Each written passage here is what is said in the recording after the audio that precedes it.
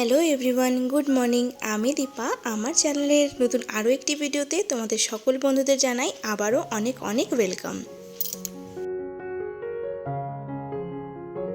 আজ মেয়েকে স্কুলে পৌঁছে দিয়ে এসে তারপরে ভিডিওটা শুরু করেছি। মানে এখন ওই 9টা মতন বাজে।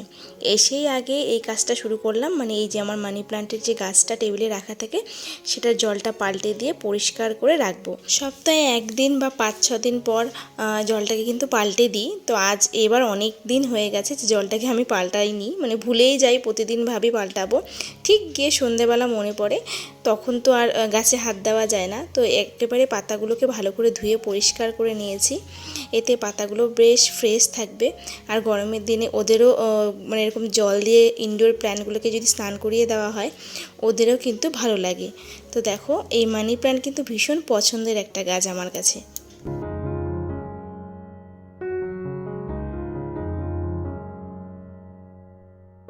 আজ হাজব্যান্ডের একটু সময় আছে, তাই জন্য দুজনে মিলে একসাথে বসে চা খেতে খেতে গল্প করব। সকালবেলার টাইমটাতে আমরা দুজনে একসাথে চা খেতে পাই না বললেই চলে, মানে সপ্তাহে একদিন কি দুদিন। তো তার মধ্যে সেই একদিন আজকে দুজনে মিলে বসে একটু চা খাবো। আর যেই দুদিন দুজনে একসাথে চা খাই সেদিনই আমি সকালে চা খাই, না হলে কিন্তু আমি একার জন্য এখন আর সকালে চা বানাই না। আগে বানাতাম, কিন্তু এখন সেটা ছেড়ে দিয়েছি। ওই যেদিন যেদিন হাজব্যান্ড থাকে সকালের দিকে সেদিনই আর কি। তো এখন দেখো, ব্রেকফাস্ট বলতে আজকে আর তেমন কিছু করব না। ওই আগের দিন যে সুজির কেকটা বানিয়েছিলাম না, বেশ খেতে হয়েছিল গো। তোমাদের সাথে যদি রেসিপিটা শেয়ার করতাম ভালোই হতো।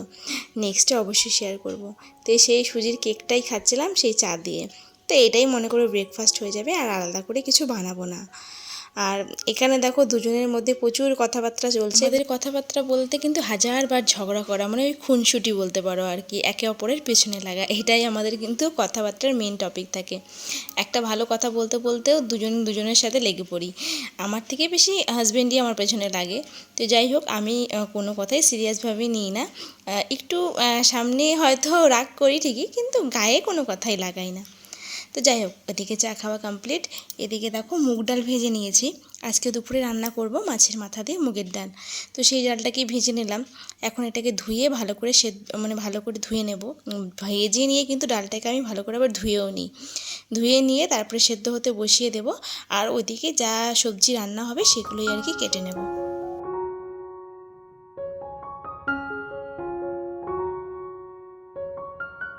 এর আগের দিনের ভিডিওতে বলেছিলাম যে বর্তমান যা পরিস্থিতি ইউটিউবের, সেখানে আমাদের মতন মধ্যবিত্ত ফ্যামিলিতে কিন্তু ভিডিও করে কোনো লাভ হয় না। তো সেই কথার টপিকটা নিয়ে আজকে আবার কথা বলি। তোমরা হয়তো অনেকেই ভাববে যে লাভ যখন হয় না দিদিভাই, তাহলে তুমি কেন ভিডিও করছো? তো সত্যি কথা বলতে আমি কিন্তু সেইখানে ভিডিওতে বলেছিলাম যে যারা হয়তো তোমরা চিন্তা করছো যে সব দিক ব্যালেন্স করে ভিডিও করতে পারবে, তারাই ভিডিও করো। কিন্তু অযথা অন্য কিছু তুমি লোকসান করে, তোমার যদি অন্য একটা বিজনেস থেকে থাকে, অন্য প্রফেশনের সাথে তুমি যুক্ত হয়ে থাকো, যেখানে তুমি হয়তো সাকসেস হতে পারো সেটা যদি মন দিয়ে করলে, তো এই ইউটিউবে ভিডিও করার ক্ষেত্রে সেই দিকটা যাতে কোনোভাবেই হ্যাম্পার না হয়, ক্ষতি না হয়, সেই দিকটা কিন্তু ধ্যান রেখে যদি তুমি ভিডিও করতে পারো তাহলেই আমি বলবো ভিডিওটা করো। আর না হলে কিন্তু অযথা ভিডিওতে সময় নষ্ট করে, এদিকে ভিডিওর কোয়ালিটিও ভালো হচ্ছে না, মানে টাইম মেনটেন করে তুমি ভিডিও দিতে পারছো না ভালো মতন। আর অন্যদিকে যেটা তোমার মেন প্রফেশন, যেটার সাথে তুমি যুক্ত আছো, বা ফ্যামিলিতে যেটাই হোক, তোমার সাংসারিক কাজকর্ম হোক, অন্য যেই দিকটাই হোক, সেটাও যদি ক্ষতিগ্রস্ত হয় তাহলে কিন্তু তুমি কোনো দিকটাই ব্যালেন্স করতে পারবে না। তো এর থেকে তোমার লাভের থেকে লোকসান বেশি হবে।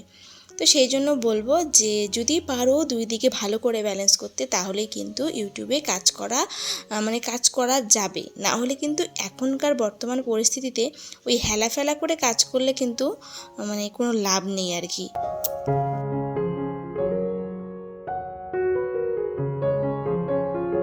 তো আজ বলি তোমাদেরকে, কারা এই ইউটিউবে ভিডিও করার যোগ্য। হ্যাঁ বন্ধুরা, ঠিকই শুনছো, যে তোমরা তো হয়তো জানো যে ইউটিউবে ভিডিও করতে গেলে আবার যোগ্যতা লাগে, 100 বার লাগে। এই যোগ্যতা যদি তোমার না থাকে তাহলে কিন্তু তুমি কোনো দিনই সাকসেস পাবে না ইউটিউবে। আমি কিন্তু 100% গ্যারান্টি দিয়ে বলতে পারি। তো তার কারণটা কি বলো তো? দেখো, একটা কাজ তোমাকে ভালো করে জানতে হবে। আমরা ভাবি কি ইউটিউব তো কেমন, এখানে বলার কেউ নেই, কেউ কিছু বলছে না, তো আমরা যা ইচ্ছে করে যাই। অবশ্যই তুমি তোমার যা ইচ্ছে করে যেতেই পারো ইউটিউবে, হ্যাঁ, যেরকম ইচ্ছে যেইভাবে ইচ্ছে ভিডিও দিয়ে যেতেই পারো, কিন্তু তাতে লাভ কিছুই নেই। তুমি যেইটুকু পরিশ্রম করছো না, তুমি তোমার 100% দিচ্ছ না ঠিকই, সেখানে যদি তুমি তোমার 20%ও এনার্জি দিয়ে থাকো সেই ভিডিওটা করাতে, ওই 20%টাও কিন্তু কিছুর আশায় তো করেছো, সেই 20% এনার্জিটাও কিন্তু তোমার ওয়েস্ট, কোনো লাভ হবে না।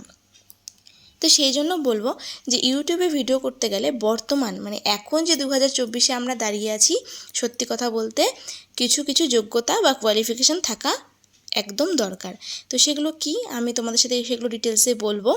তো এদিকে দেখো, ওদিকে ডালটা সেদ্ধ হয়ে গেছে আর সবজি রান্না করব, সেটা কেটে আমি ঘরের টুকিটাকি ক্লিনিং কাজ করে এখন স্নান সেরে নেব।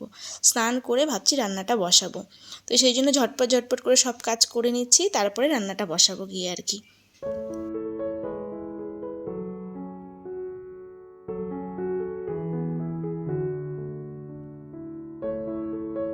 তো প্রথমে তোমাকে বলবো তোমাদের যেই কোয়ালিফিকেশানগুলো বা যেই সমস্ত কোয়ালিটিগুলো, বিশেষ করে কোয়ালিফিকেশান তো ঠিক নয়, বলতে পারো তোমাদের মধ্যে যেই কোয়ালিটি, যে জ্ঞানগুলো থাকার দরকার, সেগুলো হচ্ছে প্রথমে ইউটিউব সম্বন্ধে যথেষ্ট জ্ঞান অর্জন থাকা দরকার আর কি।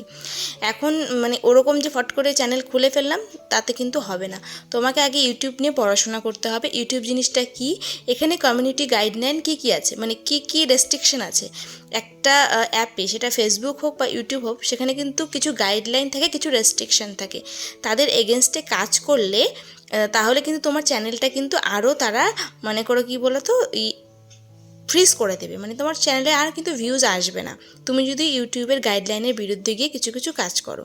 তো সেই গাইডলাইনগুলো কি কি, যেমন সাব করা যাবে না, তারপরে হচ্ছে তোমার অন্যের চ্যানেলে গিয়ে বলা যাবে না যে আমার চ্যানেলটা সাবস্ক্রাইব করো, এই সমস্ত অনেক কিছু উল্টোপাল্টো কিছু কন্টেন্ট আছে যেগুলো ইউটিউবের গাইডলাইনের বিরুদ্ধে, সেগুলো আপলোড করা যাবে না। এরকম বহু কিছু আছে যেগুলো ইউটিউবের গাইডলাইনের বিরুদ্ধে, সেগুলো কিন্তু কোনো রকমভাবেই তোমার চ্যানেলে করা যাবে না, ঠিক আছে। তো এই সমস্তর জন্য কিন্তু ইউটিউব নিয়ে প্রথমে আগে পড়াশোনা দরকার এবং ইউটিউবকে জানা দরকার। তো সেই জন্য তোমাদের বেশি বেশি করে ইউটিউবের যে টেক চ্যানেলগুলো আছে, দেখবে এখন খুব সুন্দর সুন্দর বাংলা টেক চ্যানেল আছে ইউটিউবে, সেগুলো কিন্তু ভালো করে তোমাদের ফলো করতে হবে, ঠিক আছে। তারপরে বলবো যে প্রথম তোমার মধ্যে যে নিজস্ব যে গুণটা থাকা উচিত, সেটা হচ্ছে তোমাকে একটা মানে তোমার মধ্যে এমন একটা গুণ থাকতে হবে যে তোমার কথাতে তোমার ভিডিও সবাই ওয়াচ করবে। দেখো ভিডিও সবাই করে, আমরা যারা হাউস ওয়াইফ আছি, যারা ডেইলি ব্লগিং করছি, তাদের তো রোজকার কাজকর্ম সেই একই রকম, তাই না? হ্যাঁ, কাজের ধরনটা সবার এক একটা আলাদা, কিন্তু সেখানে তোমাকে টুইস্ট আনতে হবে তোমার কথা দিয়ে এবং তোমার ভিডিও করার পদ্ধতি দিয়ে। আমিও রান্না করি, কাজ করি, কাপড় জামা কাচি, ঘর গোছাই, তুমিও করো, কিন্তু তুমি কিভাবে জিনিসটাকে প্রেজেন্ট করছো, মানে তুমি কিভাবে ক্যামেরার অ্যাঙ্গেলিং সেট করছো, সেটা কিন্তু একটা প্রথম ব্যাপার।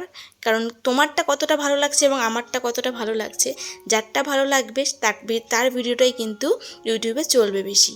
তো সেই জন্য বলবো এই সমস্ত বেসিক ছোট ছোট কিছু জ্ঞান থাকা উচিত, যে আমি কী করে ভিডিওটা করলে, কোন দিক দিয়ে করলে পরে দেখতেও সুন্দর লাগবে এবং মানে ভিডিওটার কোয়ালিটিটাও ভালো হবে।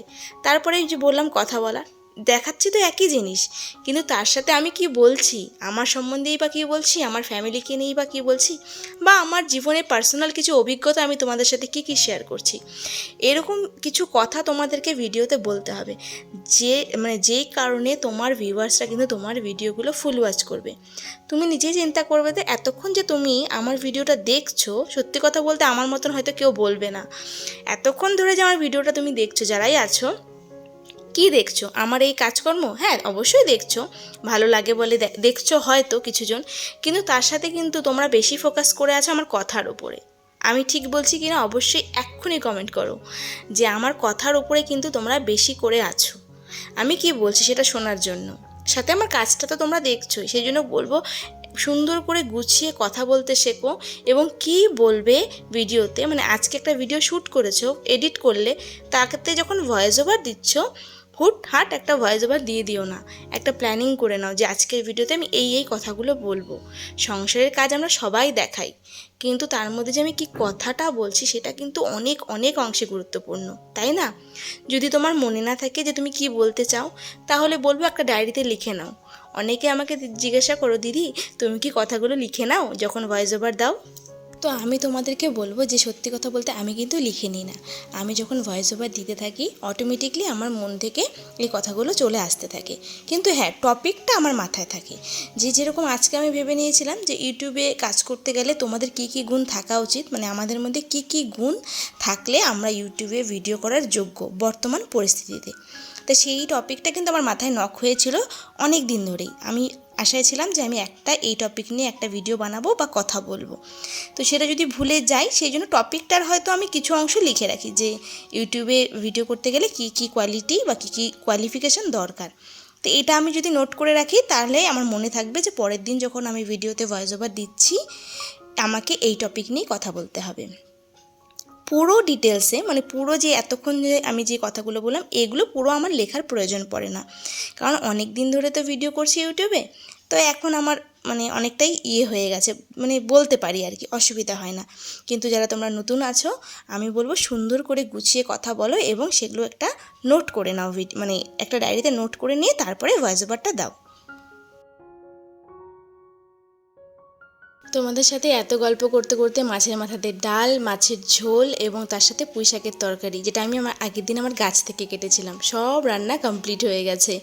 তো যাই হোক, তারপরে লাস্টে যে কথাটা বলবো, সুন্দর একটা টাইটেল সব সময় তোমাদের একটা মানে একটা বলে না আউট নলেজ, সেই জ্ঞানটা সবসময় রাখতে হবে যে কী ধরনের টাইটেল দিলে যে লোকে আমার ভিডিওটা দেখতে বাধ্য হবে বা ভিডিওটা ক্লিক করবে। তো ভিডিওটা যদি ক্লিকই না করে তাহলে ভিডিওর ভিতরে তুমি কী কথাগুলো বলেছো সেটা লোকে জানবে কেমন করে, তাই না?